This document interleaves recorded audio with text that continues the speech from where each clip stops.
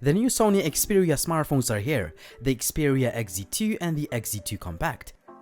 In this video, I wanted to take a look at the top features that may make you interested in these new Sony devices. If you want to know what Steven from the Tech Magnet has to say about these phones, I will leave a link to his review down below the video. First of all, we finally have a slightly different design than before. The bezels are a little bit slimmer, especially on the top and bottom portions of the device, but we still have front-facing audio system, which as always is said to be better than before. Also, both phones are IP68 certified for water and dust resistance. You also have 5.7-inch 1080p display on the XZ2 and a 5-inch panel on the compact version with the same resolution and 18:9 aspect ratio, just like on the XZ2. Initially, I was frustrated that there was no 2K resolution panel, but I have to say that these are one of the best LCDs I've seen in a while, thanks to HDR and other technologies Sony usually brags about. The compact model sits nicely in the hand, and I'm so glad that it has the same specs, the same camera, and most of the features of the XZ2. However, it is made of polycarbonate and aluminum, while the XZ2 uses a shiny glass finish on the back. The compact model also lacks wireless charging and dynamic vibration system, which is in fact one of the key selling points of the XZ2. In short, the phone will vibrate to the beat of the song or during certain parts of the movie or a video game.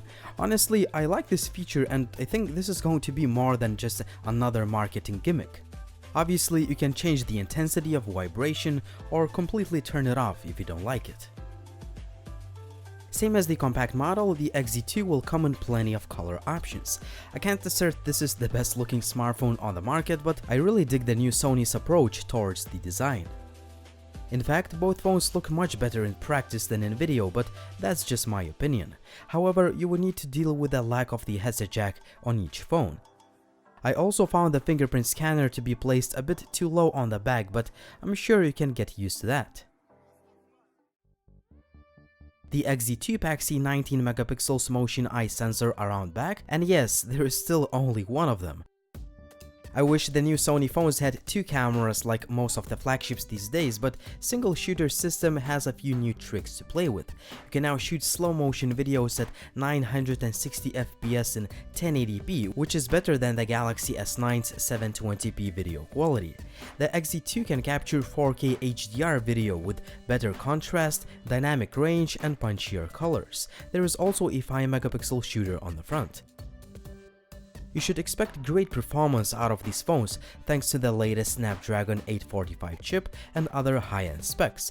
There is also a microSD card slot for storage expansion. During my testing time, I found the new Xperias to be really snappy and fast thanks to Android 8 out of the box that does not seem to have much bloatware. As usual, there are a few customization options and tweaks to play with. You can change themes, select from quite a few transition effects, change display settings, and so on. The upgraded 3D Scan app now allows you to use the selfie camera to scan humans or any objects in 3D. While I'm still not sure how many people will find this feature useful, the app is now more intuitive and easier to use, and the 3D printed objects look much more accurate than before. Overall, the new Xperias shape up to be legit flagship phones, but as always, it will all come down to the real-life performance, image quality, and much more.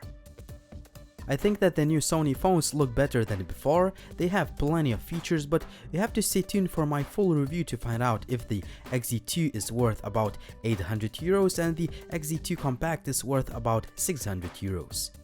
Make sure to subscribe to the channel if you haven't already, so you don't miss that. It was Linus, thanks for watching, and see you soon.